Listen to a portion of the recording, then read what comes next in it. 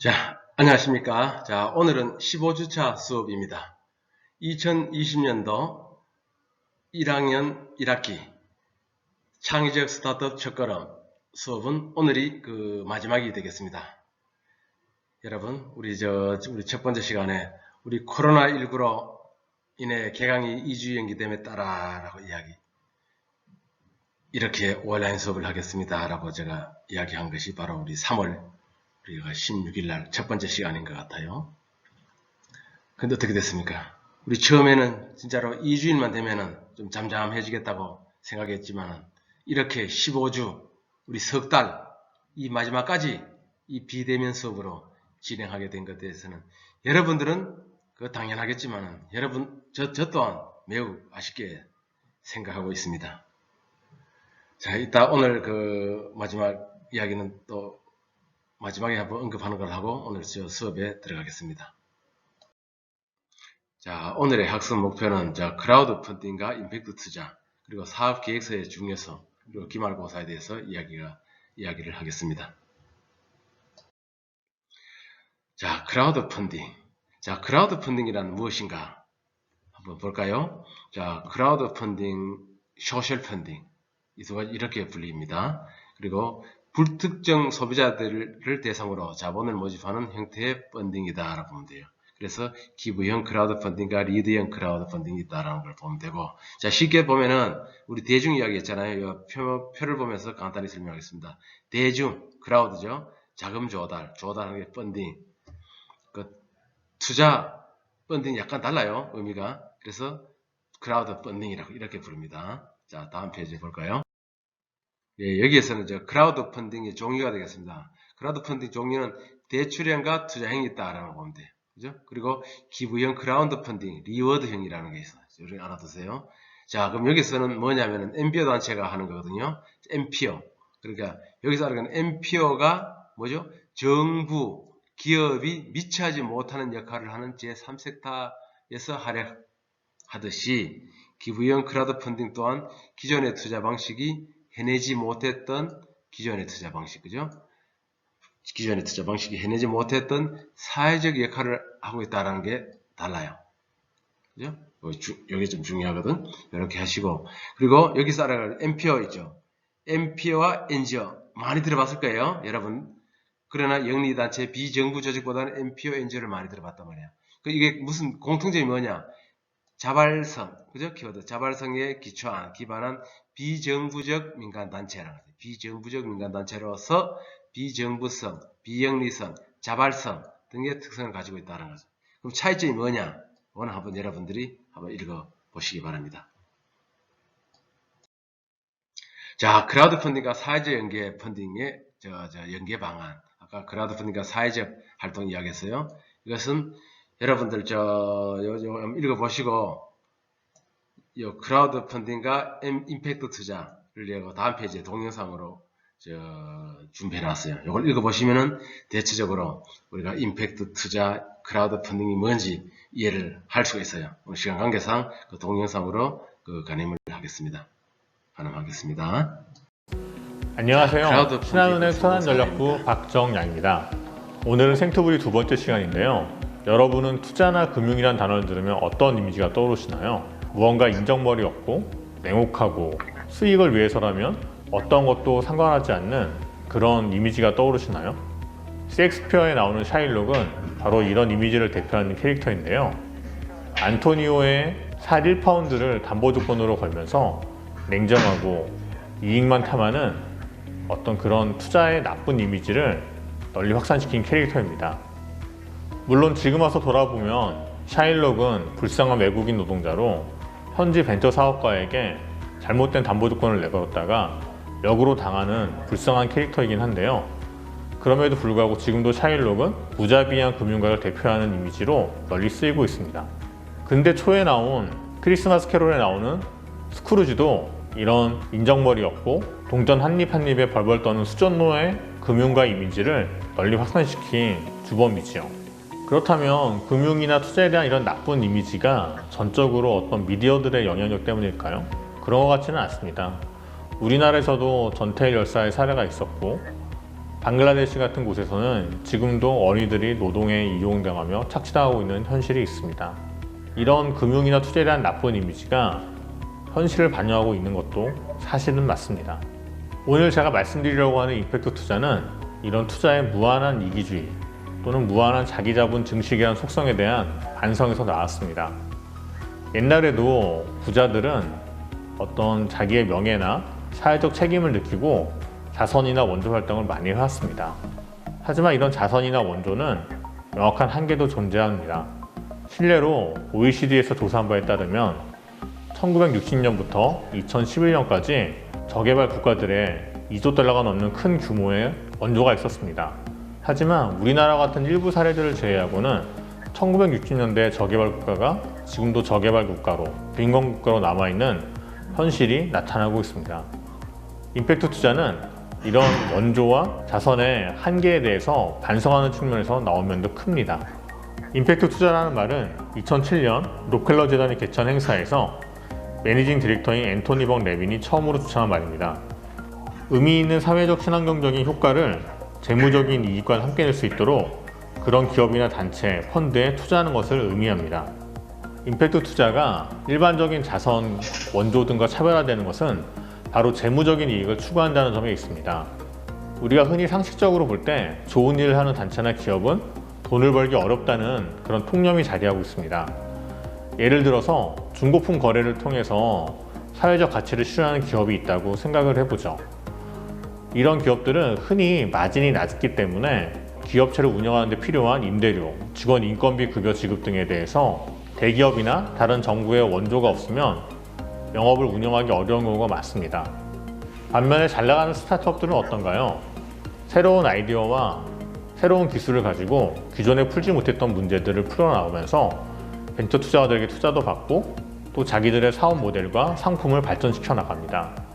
또한 벤처 투자에서 시작한 자금을 다른 투자자들에게 새롭게 유치하면서 기존 벤처 투자자들에게 수익을 높여주기도 합니다.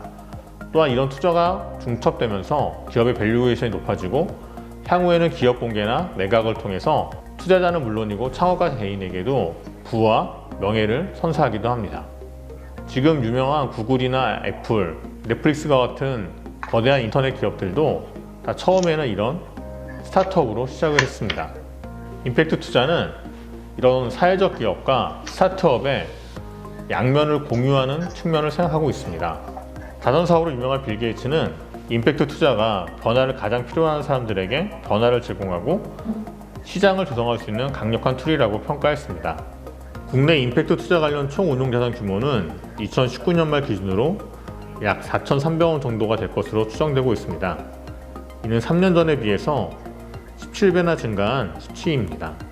이런 빠른 성장의 배경에는 2017년 롯데펀드 등 우리나라 정부가 나서면서 정책 자금이 유입된 영향이 큰 것으로 보여집니다. 2018년 기준으로 임팩트 투자 펀드 결성액은 전체 벤처 결성 투자액의 약 4%를 차지하고 있는 것으로 보여집니다. 글로벌로는 임팩트 투자 규모가 5,020억 달러에 달하고 있습니다. 우리나라 돈으로 약 600조 원 정도나 되는 큰 금액인데요. 우리나라 1년 예산이 513 정도 되니까 그 규모가 얼마나 큰지 알 수 있습니다. 대규모로 투자하는 펀드도 많아서 베인캐피탈의 더블 임팩트 펀드는 약 4억 불의 규모를 가지고 있고 상호펀드로 유명한 KKR의 글로벌 임팩트 펀드는 13억 불의 규모를 자랑하고 있습니다.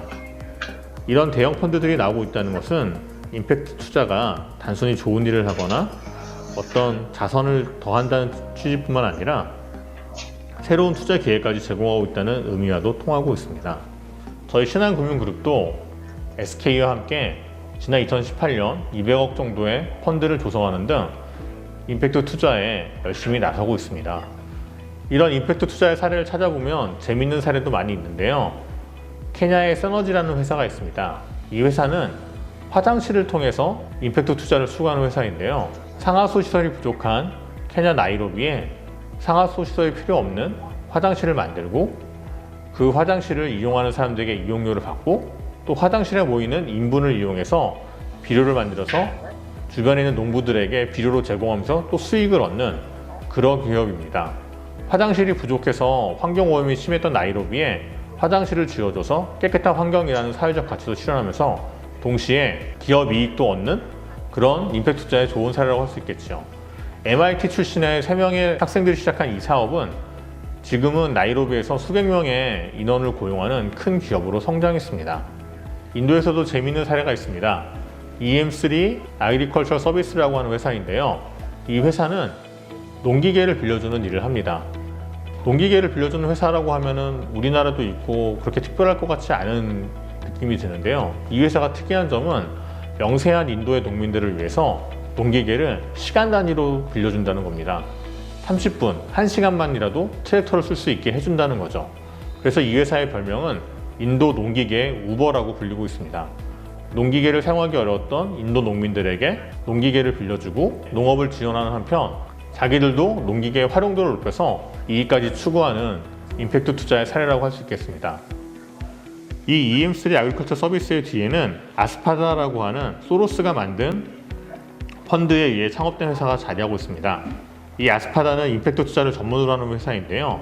비웰 병원과 같은 의료기관이나 캐피탈 플로트라는 담보가 부족한 소상공인을 위한 단기적 유통금융회사에도 투자하는 회사입니다. 아스파다는 그 결과 7천만 달러로 시작했지만 지금은 세콰이어 캐피탈, 구글, 레빗, 오픽 같은 대형 회사들의 투자까지 유치하면서 4억 달러의 규모로 크게 성장하기도 했습니다.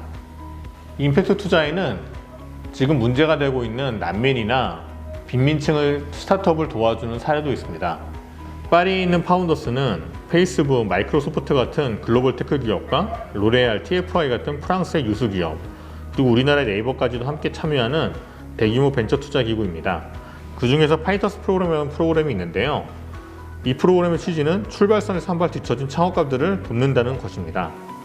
이 프로그램은 말 그대로 난민이나 이민자, 저소득층 같이 출발에서부터 뒤질 수밖에 없는 취약계층의 창업을 돕는다는 목적으로 만들어졌습니다. 그 중에 인상적인 예로 빈민가 출신인 포파나가 있습니다. 포파나는 14살에 처음으로 자동차를 훔쳤고 나중에는 전문 절도단에서 활동하면서 프로 차량 절도범으로 20년 동안 차량 절도 외길을 걸은 차량 절도의 전문가입니다. 감옥에 잡혔고 감옥에서 자기의 인생을 후회하고 있던 중에 해커들이 구글이나 페이스북 같은 회사에 고용돼서 데이터를 보호한다는 역할을 들으며 큰 깨달음을 얻었습니다. 그는 자신도 비슷한 역할을 할 수 있다고 생각하면서 스타트업에 관한 책들을 열심히 읽고 전기전자 기초도 다시 공부하면서 특허 출원 이런 것들도 알아봤죠. 그 후 그는 말씀드린 파이터 프로그램에 참여해서 디지털 파리스라는 이름의 스타트업을 설립하고 본격적인 개발과 마케팅에 나섰습니다. 본인이 직접 수초 만에 유명한 자동차들의 도난방지 시스템을 해킹하는 과정을 촬영해서 자동차 회사들의 마케팅 부서나 제품 개발 부서에 보내면서 그 부서들의 연락을 받았던 것이 핵심 마케팅 방법이라고 하네요. 자동차 업체들은 심혈을 기울여 개발한 보안 시스템이 너무나 손쉽게 뚫리는 것을 보면서 그가 제시하는 보안 방법에 관심을 기울일 수밖에 없었습니다. 현재는 푸조 시트로엔 그룹의 초기 계획을 따기도 하고 기존에 이미 팔린 자동차에 장착할 수 있는 보안 장치에 필요한 크라우드 펀딩을 진행하는 등 스타트업 사업가로서의 준비를 차근차근 준비하고 있다고 합니다. 이렇게 임팩트 투자는 다양한 영역에 좋은 영향을 미치기 위해 노력하고 있는데요.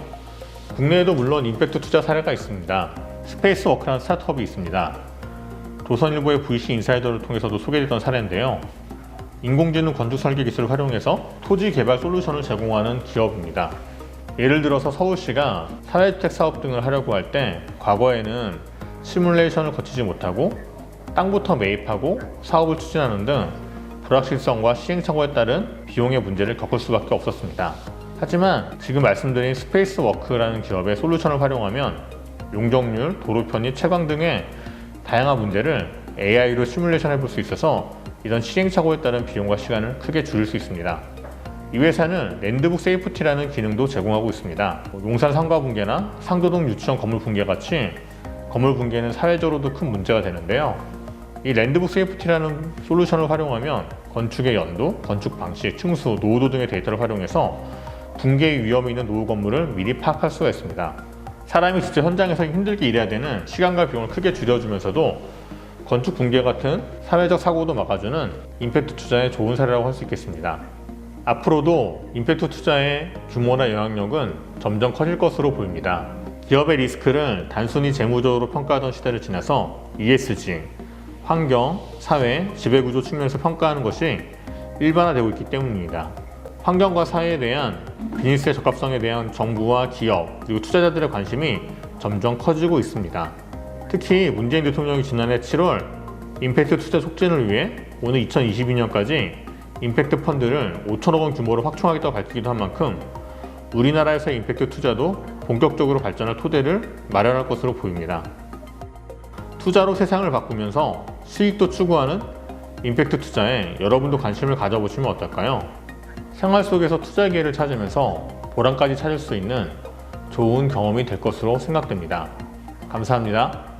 좋아요와 구독도 꼭 부탁드리겠습니다.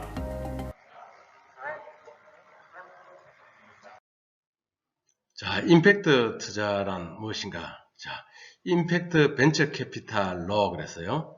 임팩트 벤처 캐피탈로 사회적 기업 등 사회 문제를 해결하는 기업에 투자해서 재무적인 수익과 긍정적인 사회 가치를 동시에 달성하고자 한다 그랬어요. 그렇기 때문에 사회적으로 긍정적인 역할을 하면서 소셜 벤처 투자라고 했어요. 그죠? 소셜 벤처에 투자하는 것을 임팩트 투자라고 보면 돼요. 그리고 투자와 수익을 동시에, 그죠? 투자와 수익을 동시에 내물어서 사회 문제를 해결하는데 기여하는 선한 투자 학대라고 보거든. 그래서 소셜 벤처에서는 우리가 소셜 벤처에게 요즘 많이 각광을 받고 있는 거잖아요. 그래서 우리 지난주 시간에 뭘 배웠죠? 우리 공유경제 배움에서 공유가치 창출 배웠잖아요. 그죠? 또 좋은 일도 하고 사회 활동, 사회 기여도 하고 자선 활동도 한다 그랬잖아. 그거와 같이 이거는 투자도 하고, 그죠? 수익도 내는 거. 좀 비슷한 개념이에요. 같은 공유경제라는 거죠. 그래서 중간에 여기는 공유경제 플랫폼이, 크라우드 펀딩 플랫폼이 바로 중간에 있는 거죠. 이거 보면은, 여기 크라우드 펀딩 플랫폼. 이게 플랫폼 안에서 펀딩을 해야 되잖아요. 그래서 사회적 기업, 소셜 벤처가들이 있고, 일반 투자자, 개인이나 기관들이 있을 거잖아. 그죠? 그래서 브랜드의 대출이나 투자가, 우리 크라우드 펀딩의 종류 이야기했잖아요. 그죠? 대출이나 이자를 또 이쪽을 하고 서로 공개 수수료를 서로 플랫폼에서 주고받고 이렇게 하는 이 플랫폼이 바로 우리 하나의 크라우드 펀딩 플랫폼이라고 돼요. 그래서 어쨌든 이 임팩트 투자나 크라우드 펀딩 이런 부분들은 앞에 동영상하고 같이 지금 다음에 나오는 임팩트 투자의 성공 스토리가 있어요. 요 같이 연결해서 보면은 금방 이해를 하실 수가 있어요. 더 혹시 여러분들의 이 투자에 관심이 많으면은 우리 또 다른 우리 수업이 끝나더라도 제가 저한테 이야기를 하면은 좋은 정보를 또 주도록 하겠습니다. 자, 임팩트 투자는 진시어의 인터뷰를 보면은 더 이해를 할 수가 있겠습니다. Of developing the market. But we also have many other markets where impact investing is quite sophisticated. And the benefit that we're seeing now of newer markets where impact investing is emerging is that they can move much faster. So I think that there's a lot that can be learned from what's happening in impact investing in the United States. But it's important for leaders in Korea to also think about how they could actually move faster and surpass the United States in impact investing in terms of how the market has evolved. And if the leaders in Korea and the government can help encourage participation from large institutions, that can dramatically accelerate the growth of the market. Another area at the other end of the spectrum, because if institutional investors are large in size, individual retail investment options, I think it's also really critical. Because younger people want to put their money to work in impact investments. And in most markets in the world, including the United States, there aren't very many options for them. So you have a huge demand that is stuck. And so if in the Korean market, if the government and the financial services industry can bring good products, good impact investment products to everyday investors, I think what we'll see is a very quick acceleration of impact investing in the market. What's essential is that we make sure that impact is integrated performance data, they're also looking at financial performance data. Sorry, if they're looking at financial performance data, they're also considering impact performance data. And so that as they're making investment decisions and establishing if they use an index, we want to make sure the index also incorporates impact and sustainability and other new key features beyond just the financial elements. So for example, we do a global conference on impact investing. We'll now be doing it every year. So last year it was in Paris. This year it will be on October 2nd and 3rd in Amsterdam. Yeah. It should be great. I mean, last year it was, I think, around 300 delegates that came from 80 countries. Oh. So it's a very diverse event. And we have, sometimes we have students who attend, but we also have professors and faculty who attend as well. And so I think...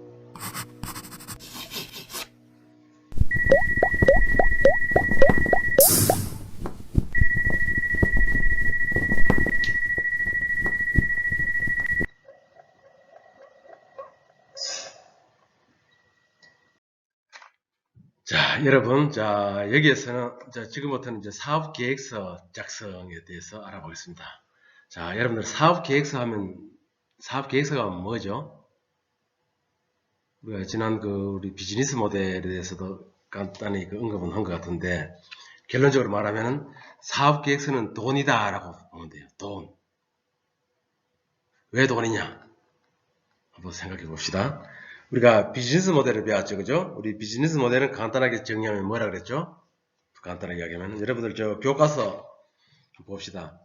우리 교과서 7장에 보면은 사업계획서의 작성 실무가 있어. 여기서 상당히 상세히 되어 있습니다. 그래서 우리가 스타트업의 첫걸음에 보면은 원래는 창업의 실무에 들어가면은 세부적으로 작성하는 방법을 배우겠는데 우리 여기에서는 작성하는 방법까지는 다 배울 수가 없어요. 말 그대로 우리 첫걸음이기 때문에 우리 그냥 맛배기로 이 사업계획서가 왜 중요한지, 사업계획서가 무엇인지에 대해서 알면 됩니다. 그죠? 이 사업계획서 이 중요한 걸 알아야만이 다음에 혹시 여러분들이 사회에 나가서도 사업계획서 작성 특강 같은 것들이 있어요. 있을 때 나도 한번 들어봐야지 하고 여러분들이 한번 도전할 거잖아요. 그래서 저는 우리 학교에 우리가 재창업 패키지나 우리 중장년층으로 창업과정 강의를 많이 하거든요. 할 때 우리 사업계획서 작성도 제가 강의를 하고 합니다. 그래서 아까 이야기했지 비즈니스 모델이라는 것은 우리 간단히 이야기하면은 뭐라 그랬어요? 우리 책에도 보면은 비즈니스 모델은 고객이 원하는 가치를 발견해서 이 가치를 팔아서, 그죠? 가치를 팔아서 수익 창출하는 것이라서. 수익 창출하는 설계 방식이 바로 우리 비즈니스 모델이라고 해요. 우리가 몇 주 전에 배웠습니다. 그죠? 비즈니스 모델은. 그러니까 사업계획서 다른 거야. 그러면 사업계획서는 무엇인가? 사업계획서는. 이 책에도 나왔죠. 세 번째 줄에. 비즈니스 모델을 구체적으로 실행하는 계획이라 그랬어요. 그게 비즈니스 모델은 크게 말하면 비전, 꿈이라고 생각하면 되고, 사업계획서는 목표라고 생각하면 돼요. 목표. 아셨어요? 자, 그러면은 이걸 어떻게 해야 되는지를 보면은 여러분들 사업계획서가 무엇인지, 사업계획서의 중요성 이런 것도 책을 한번 읽어보세요. 오늘은 핵심 키워드 중요한 것만 제가 오늘 마지막에 마무리를 하겠습니다. 자, 그러면 가장 쉽게 생각하려면은 이것을 보면 돼. 자, 이것도 이제 온라인 수업이기 때문에 직접적으로 제가 질문을 할 수가 없어요. 자, 그러면 여기 이 그림이 여러분들은 어떤 그림으로 보여요? 자, 이 그림의 제목을 한번 지어봐요. 제목. 이 그림이라 그러면은 제목이나 한 2줄 정도의 단어를 한번 장문을 한번 해봐요. 장문. 노래도 좋고 노래. 대신 보면은 뭐가 있어요? 하늘이 있고 구름이 있고 초원이 있고 집이 있어요. 그죠? 나무도 있고.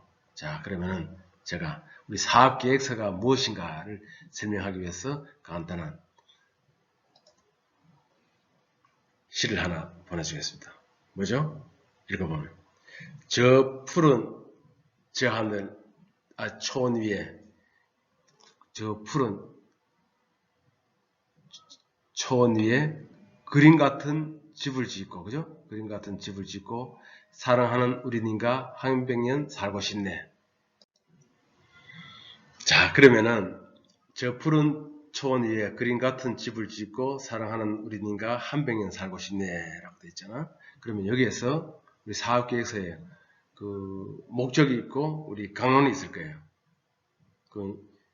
이 목적이 어디예요? 목적. 자, 우리 다음 슬라이드 한번 볼까요? 자, 그래 볼까요? 저 푸른 초원 위에 그림 같은 집을 짓고 사랑하는 우리님과 한 백년 살고 싶네 했을 때 여기서 목적이 뭡니까? 목적. 위에가 목적입니까? 그림이 목적입니까? 아까 그 그림을 그리기 위한 목적. 그림이 아니죠. 그 그림에 있는 실행을 시키기 위해서는 사랑하는 우리님과 한 백년 살고 싶네가 우리 목적이 되겠죠.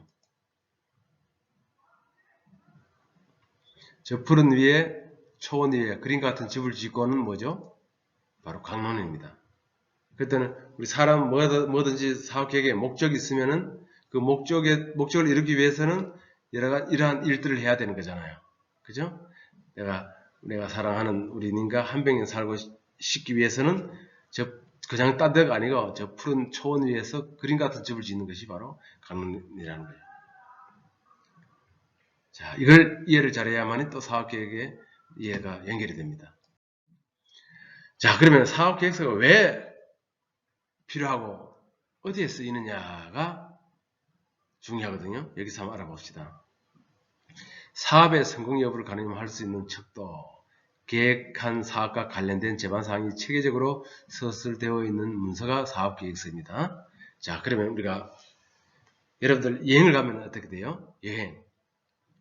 여행을 가면은 여정표가 있어야 되겠죠. 여정표가 없으면 어떻게 돼? 일정표가 없으면요. 여정표가 없으면은 여러분들 여행할 때 있잖아요. 아침 일찍 일어나지 않고 그 허무한 시간을 많이 보낼 수가 있어. 제가 이거 할 때 패키지 여행이 더 효율적일까? 배낭 여행이 더 효율적일까라고 제가 우리 오프라인 시간에는 슬라이드 가지고 한 10분 정도 이야기를 하는데 여러분들 질문하고 같이 하는데 여기서는 빨리 지나갈게요. 여행 갈 때 여행 스케줄이 없이 여러분들 배낭여행을 가면은 그 배낭여행은 망칩니다. 그래 갈 바에는 아사리 패키지 여행이 낫죠. 여행이라는 것은 힘들게, 그죠? 피와 땀 흘리고 많이 보고 많이 먹고 많이 보고 오는 것이 바로 여행에 성공한 여행이에요. 여행지에 가서 잠만 자고 온다? 아니죠. 잠자려면 그냥 휴양지에 가서 휴양을 하는 건 또 다른 거예요.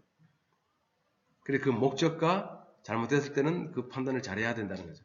그러니까 예정표가 없으면은 우리 흔히 우리 속담 이런 말이죠. 안건은 찐빵 그래서 그죠?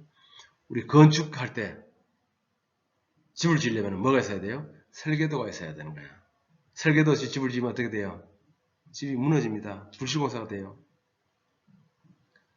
우리 사업을 할 때도 마찬가지잖아요. 창업을 하게 되면은 창업 계획서가 있어야 돼요. 계획 없이 보통 대부분 사람들이 계획서가 없이 창업을 하게 되는 거예요. 이 분식집, 치킨집을 하더라도 이 사업 계획서를 갖고 해야 되는 거예요. 돈만 갖고 내가 치킨집을 만들 수 있다, 요리할 수 있다고 해가지고 치킨을 팔면 돈을 벌 것 같죠? 벌 수 없어요. 그러니까 10명 창업을 하면은 한 명이 남을까 말까 합니다. 옛날에 우리 구멍가게 하시던 우리가 할머니, 할아버지들 있잖아요. 이런 사람도 나머지 나름대로 사업 계획서는 없었지만 몸에 이 상인이라는 그 상인정신이 있었던 거야. 그렇지 않으면 무조건 대놓고 장사한다고 되는 것이 아니에요. 그죠? 어쨌든 옛날엔 사업계획서 없이 했어. 그러나 지금은 사업계획서 없이 창업을 하게 되면은 안건은 찐빵. 그죠? 그래서 창업기업은 사업계획을 얼마나 잘 하느냐에 따라 뭐가 있다고요? 성공과 실패에 달려있다라는 거예요. 그만큼 우리 사업계획서가 중요하다. 사업의 실패를 최소화하고 목표 달성을 위한 중요한 도구로서 활용된다. 이 중요한 말 적어놨어요. 사업의 실패를 최소화하고 목표 달성을 중요한 도구로 활용하는 것이 바로 사업계획서다. 자, 그러면 이게 어디 쓰느냐? 사업계획서의 그 목적은 뭐냐? 왜 중요한가? 한번 봅시다. 체계적인 사업 추진을 위한 설계예요. 아까 이야기했잖아요. 주먹구구식이 아니죠? 사업계획서라는 것은 우리가 이 책도 마찬가지잖아. 계획을 딱 이렇게 계획서가 있으면 이 계획대로 하면은 매뉴얼대로 하는 거잖아요. 그죠? 매뉴얼대로 해나가는 것이 바로 체계적이다라는 거예요. 모든 것이 운영 매뉴얼이 뜻이 우리 회사도 마찬가지예요. 회사 연간 목표가 있고 연간 계획서가 있는 거예요. 우리 학교도 마찬가지예요. 연간 계획서 우리 저 봄에 만듭니다. 연초에. 그럼 그 연간 계획서대로 하는 거예요. 여러분 수업도 마찬가지고. 여러분 수업도 마찬가지 1학기, 2학기 중간에 학사 일정이 많잖아요. 있잖아요. 이런 것들이 계획서 없이 그때그때 한다 그래 봐요. 그러면은 전부 다 업무가 그 빵꾸가 날 거야. 그죠? 그렇게 체계적으로 하기 위해서는 사업계획서가 중요하다는 거죠. 그러면 우리 창업에서는 단순 아이디어 또는 경험에 의한 주관적인 사업계획을 방지하고 인사, 구매, 생산, 마케팅, 재무 등의 기업 경영 활동 전반에 대해서 사전 검토할 수 있다 그랬어. 사업을 하기 전에 사업계획서 있으면은 먼저 경영 활동에 사전 검토를 할 수 있잖아요. 그죠? 사전 검토할 수 있다. 자, 두 번째. 그 다음 사업계획서 있으면요. 말 그대로 사업계획을 위한 시뮬레이션 과정이라고 했어. 난 항상 이야기합니다. 사업에 연습한다 그래. 연습. 자, 사업을 수행을 사전에 연습함으로써 연습함으로써 시행착오를 예방하고 사업기간과 비용을 절약할 수 있다 그랬어. 사업기간과 비용. 그죠? 우리 대학에 학사 일정이 없이 우리 1년 간다고 해봐요. 사전 실수의 점검을 통한 실패 확률을 감소하고 사업자에게 사업 성공의 가능성을 높여주는 것이에요. 그게 바로 우리 사업 계획서입니다. 자, 그 다음 세 번째가 뭐냐? 이 상당히 중요하죠. 제3자의 설득 자료, 제3자에 대한 설득 자료와 사업 추진을 위한 소개 자료예요. 내 소개 자료야, 소개 자료. 여러분들 개인으로 말하면 자기 소개서와 마찬가지인 거예요. 회사는 사업 계획서잖아요, 그죠? 회사 소개. 자랑할 여러분들 지난주 시간에 그 특허에 대해서 배웠습니다. 특허도 마찬가지예요. 특허 안에 이제 사업 계획이 전부 다 같이 포함이 돼서 PR을 해야 되겠잖아. 그 PR을 할 때 사업 계획서라는 걸 하나 들고 진행을 해야지. 말로 그냥 내 회사 좋습니다, 어떻습니다, 나는 이런 사람이 하면 안 돼요. 대표이사라는 것도 있죠. 나에 대한 소개도 사업 계획서에 다 포함되어 있거든. 그래서 보면 이해관계자 누구죠? 우리 투자자, 금융기관, 정부, 지자체를 설득하는 자료. 왜? 우리 지난주 시간에 배워서 말 거예요. 자금 조달을 하기 위해서. 제일 중요한 것은 창업에서는 자금 조달이에요. 내 돈으로 하지 말아야 했어. 남의 돈으로 하려면은 이 사업계획서를 잘 쓰고, 이게 투자계획서하고 비슷한 거예요. 잘 써가지고 내밀기. 바로 그러니까 돈이라는 거야. 사업계획서는. 여러분들 2천만원, 1억, 2억, 10억 돈 벌 수 있겠어요? 우리가 사업계획서는 잘 쓰면 우리 지금 중소벤처기업에서 나오는 사업비가 500만원짜리부터 1000만원, 2000만원, 5천만원, 7천만원, 8천만원, 1억짜리, 2억, 3억 이런 게 있어요. 그럼 1년 동안 3억 벌어내겠습니다? 못 벌죠. 3천만원 또 1년 연봉이에요. 그러면은 이 사업계획서 하나 잘 써가지고 3천만원을 벌 수 있는 거예요. 그럼 벌어서 뭐 하느냐? 버는 게 아니죠. 사업 연습을 하면 되는 거예요. 그 돈으로 창업 때는. 그만 돈 벌라는 것도 아니에요. 창업 연습. 내 돈으로 연습하면 아깝잖아요. 이랬을 때 그 리스크가 상당히 크잖아, 그지? 크지 않으려면 어떻게 해야 돼요? 남의 자원, 투자를 받아서 해야 되는 거예요. 투자를 받아서 하게 되면은 안전하게 사업을 실패하더라도 안전하게 마무리를 지을 수 있잖아. 그죠? 그래서 사업의 신뢰도를 증진시키기 위해서 자금 조달이나 각종 정책 지원을 받는 데 활용한다 그랬어. 그리고 기간 내에 사업 제휴, 납품, 입점, 계약, 대리점, 가맹점 모집할 때도 여러분들 다 들고 사업계획서 들고 가야 되잖아. 공공기관 입찰 있죠? 여러분들 입찰을 먼저 하지. 입찰 서류 제출하고 인허가, 그죠? 그리고 기술 품질 보증 이런 것들. 그 다음에 마지막에 회사 소개하는데 필요한 것이 바로 우리 사업계획이에요. 자, 그래 우리 사업계획서 중에 뭐가 있느냐?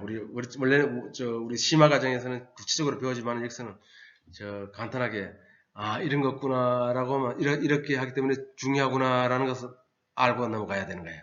그래야만 여러분들이 이 중요성을 알아야만이 배우려고 하는 거잖아요. 그지? 중요하지 않다고 하면 여러분 다음 이런 기회가 와도 배우지 않을 거예요. 사업계획서 뭐 내하고 나는 달나라 이야기야 필요 없어. 우리가 여기 보면은 오른쪽에 먼저 이쪽 편에 볼까요? 치밀한 사업을 준비하고 사업을 단행하는 비율이 한 70%예요. 70% 넘어. 우리가 우리 사회인들 교육을 시켜보면 성공률은 20%라 됐는데 20%보다도 낮아요. 높게 봐서 20%예요. 실패하거나 그 저력을 운영할 확률은 그럭저럭 할 확률이 80% 된다는 거예요. 참 그만 쉽게 생각하는 거예요. 돈만 있으면 하고 생계를 위해서 분식집을 짓고 치킨집을 한다는 거예요. 그러니까 1년 만에 망하는 거예요. 1년이 뭐 1년 가면 잘하지. 석 달 만에 망하는 거예요. 그래서 우리 사업의 창업자의 성공에는 치밀한 사업계획 작성이 기본이 돼 있어야 되는 거예요. 여러분들 우리 자소서 쓰잖아. 회사 가면은 좀 더 큰 데 가면은 연구 계획서를 쓰면 되겠어요. 우리 회사에 와서 뭘 하겠다는 거. 구멍가게 하더라도 저 사업계획서 있어야 된다 봅니다. 저는 이런 것을 사업에 창업 공부를 하지 않고 창업을 하는 사람이 많다는 거지. 여러분들 취업은 어때요 지금? 취업을 하기 위해서 공부를 하잖아, 그죠? 취업을 하기 위해서 공부하는데 창업을 하기 위해서는 공부를 하지 않아. 대부분 사람들이. 이런 공부를 해야만이 성공 확률이 높잖아요. 공부도 안 하고 어떻게 사업을 기업을 만들어. 그래서 우리 사업계획서의 주안점을 보면은 첫 번째 구체적인 있어야 돼. 사업계획 구체적 그러면 정서적 데이터, 정성적인 기술. 데이터가 있어야만이 기술을 할 수 있는 거예요. 말로만 있잖아요, 그죠? 우리 회사 많아. 뭐 3D 프린팅이 크게 앞으로 성장할 것이야. 말로만 들어온 산업이 클 거야 아니에요. 해외, 국내 시장의 분석에 숫자적으로 몇 퍼센트 구체적으로 생산성이 얼마라든지 매출액이 얼마라든지 이런 것들 숫자적으로 나타내야 된다는 거죠. 그죠? 우리 시장 조사를 할 때. 그리고 사업 계획은 현실성이 있어야 돼요. 우리 여러분 계획도 이야기하잖아. 허무맹랑한 하는 이 꿈에 대한 허황된 꿈을 갖고 계획하면 돼. 나 돈 많이 벌 것이다. 아니에요. 현실성. 진짜 돈 벌 수 있을까? 그리고 요즘은 기는 사람이 위에 뛰는 사람이 있고 뛰는 사람이 위에 나는 사람이 있다 그랬어요. 차별성과 독창성이 없으면 안 됩니다. 내가 제 사원장 PR 할 때 똑같은 컵, 내가 지금 우리 컵이 종이컵 있잖아요. 똑같이 만들어서 내가 종이컵 장사를 하면 되겠어요? 안 돼요. 이미 만들어 놓은 거, 이 시장을 뚫으려면은 얼마나 큰 비용과 시간이 들어가는지 알아요? 그러니까 차별성과 독창성이 있어야 된다. 그 다음에 사업가의 기업가 정신이 있어야 된다. 이거는 본인을 이야기하는 거예요. 본인. 내가 진짜 사업하면 될까 아닌가? 내가 진짜 이 사업에 이 종이컵 만드는 CEO가 될 것인가? 그러면 어때요? 내가 이 종이 만드는 기술을 갖고 있는 스펙이 있는지 없는지 과거를 봐야 되는 거야. 학교는 공과대학을 나왔는지 종이 만들면 뭐죠? 어떤 거죠?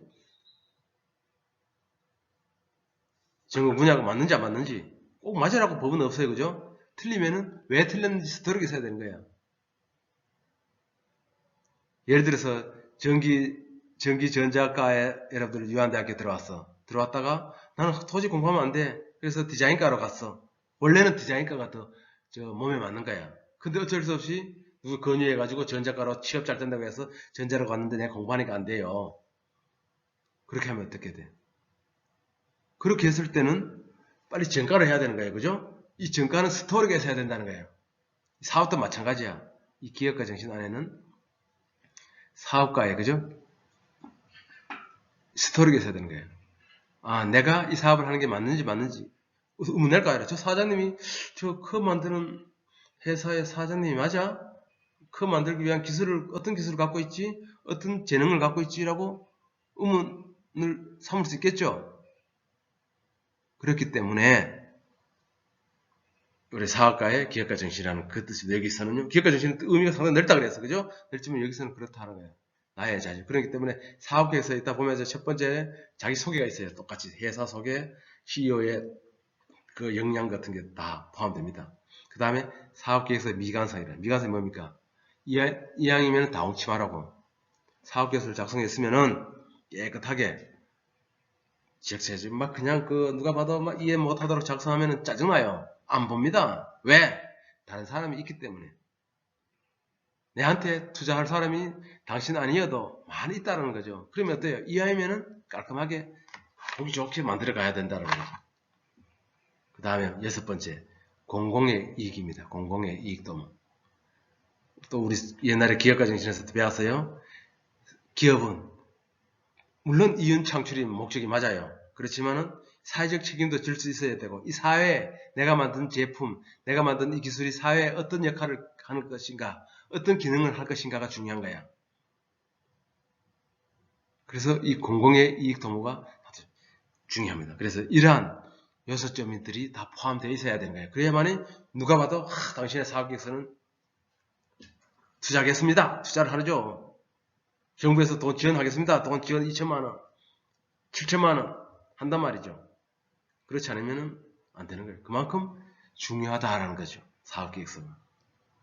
여러분들 이력서도 마찬가지예요. 이력서나 자소서가 그만큼 중요한 거예요. 거기서 표현을 다 해야 되는 거야. 면접 볼 때. 여러분들 하나하나가 그죠? A4 용지 하나에 다 설명이 돼 있어야 된다는 거지.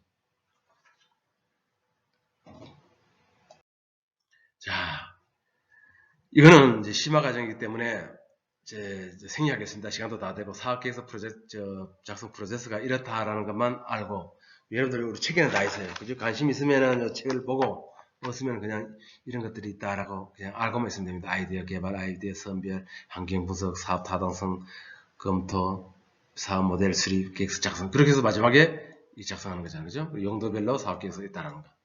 이런 것도 우리 수업 시간에 배웠어요. 중요하다는 첫걸음이기 때문에 맛을 다 보긴 봤어. 그러나 체계적으로 작성하지 않는다. 그러나 이런 프로세스가 있다라는 것. 이것도 넘어가겠습니다. 여기 자기 소개하는 거 있잖아요. 그죠? 사업계획서의 목차 구성은 회사 창업자의 소개가 있어. 그죠? 등등 한번 읽어보세요. 조사 방법. 그죠? 사업을 작성하기 위해서는 아까 데이터가 많이 있어야 된다 그랬어요. 그래서 표준적, 역동적, 소비자 시장 조사 이런 것들이 있다는 거. 자, 사업계획서의 작성 항목들이 이렇습니다. 그죠? 여기 똑같지만은 여기 회사 개요와 대표자 개요들이 있다는 거. 그 다음에 브랜드 네임이 중요해요. 그죠? 회사 이름이 이거 다 이렇게 배웠어요. 그죠? 이런 것들. 다 우리 수업 시간에 중요한 거는 일부 배웠고 안 배운 것들도 있고 합니다.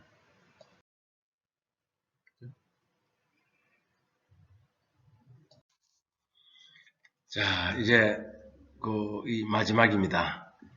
오늘 마지막 수업이고 이제 기말고사를 쳐야 되잖아요. 그래서 먼저 우리 기말고사는 원래는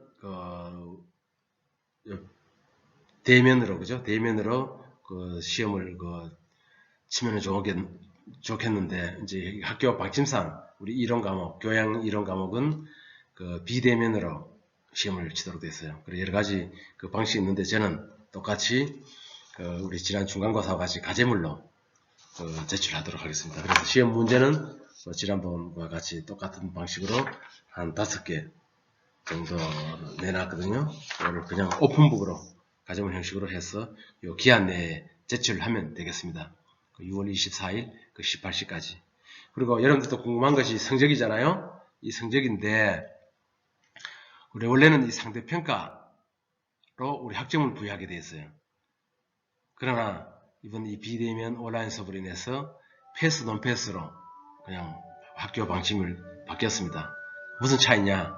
원래 학점이라고 하면 A 플러스 A0, B 플러스 B0가 있는데 없이 그냥 우리 점수가 60점 이상이면은 패스, 60점 미만이면은 논패스입니다. 그러니까 F가 맞는 거야. 이수를 못하는 거죠. 그렇기 때문에 그렇다고 해가지고 여러분들 논패스라고 해서 또 이 점수 관리를 하지 않으면 안 돼요. 또 경쟁사이다 보니까 점수가 비슷할 경우에는 여러분들 장학금 타잖아요. 장학금 신청할 점수가 비슷할 경우에는 이 성적으로 한다는 거야. 그러니까 100점 맞으면 좋겠잖아. 100점, 99점, 98점, 96, 95, 그죠? 이하이면은.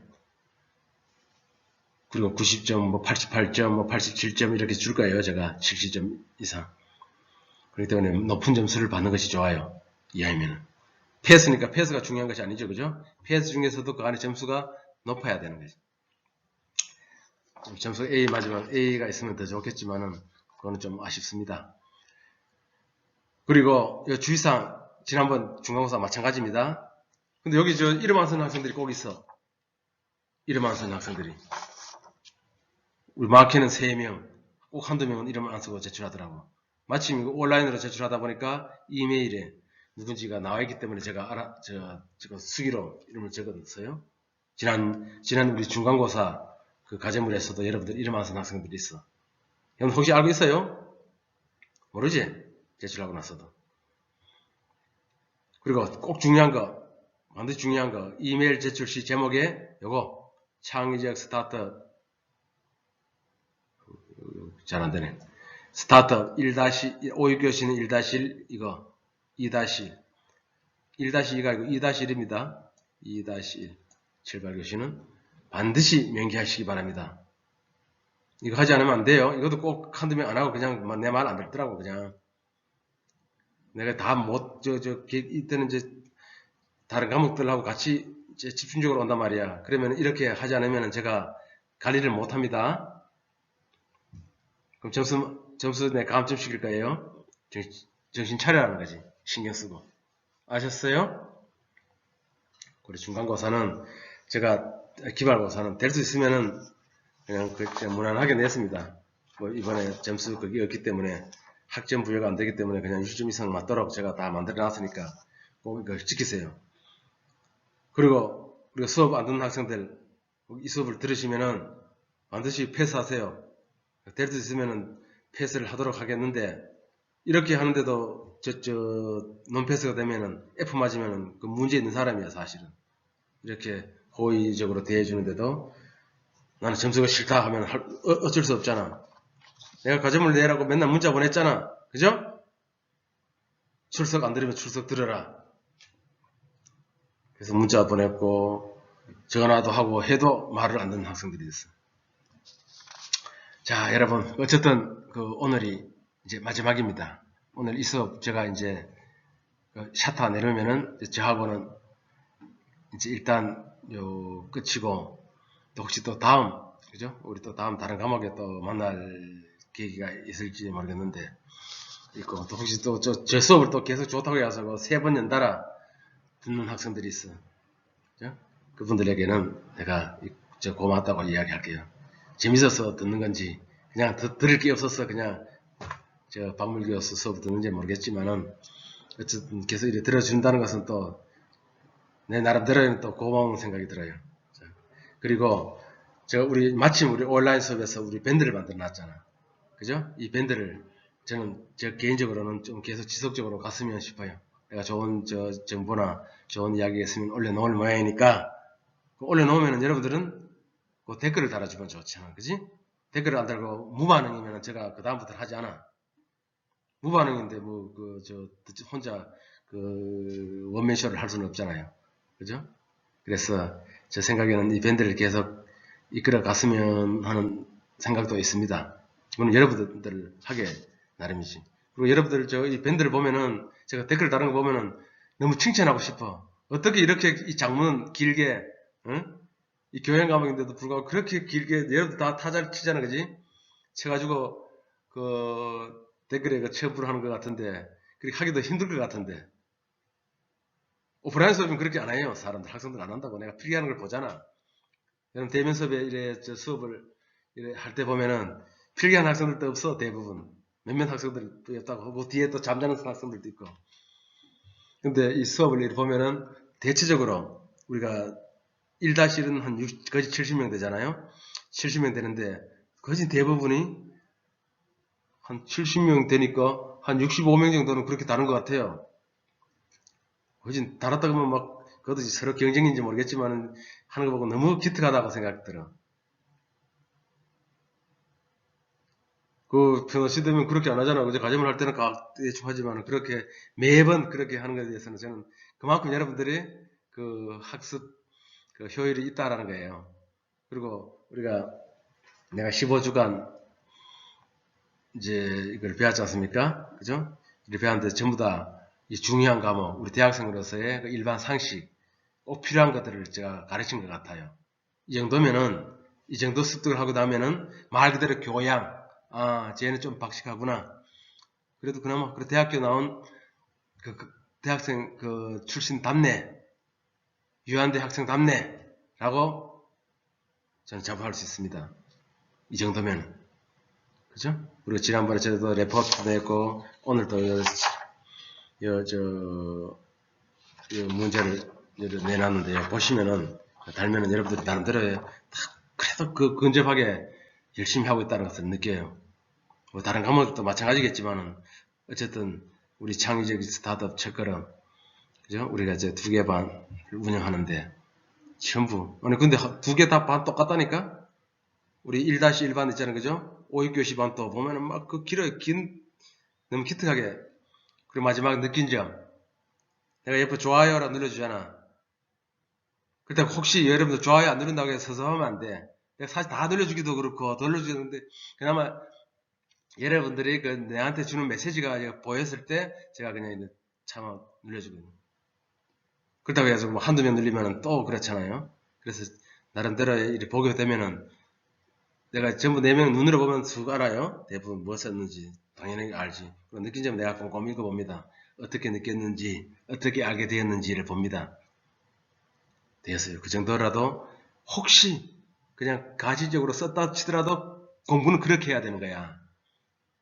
그렇게 하지 않으면 안 쓰게 돼요. 쓰게 됨으로써 알게 되잖아. 그죠? 그 학습이라는 것은 바로 그런 것입니다.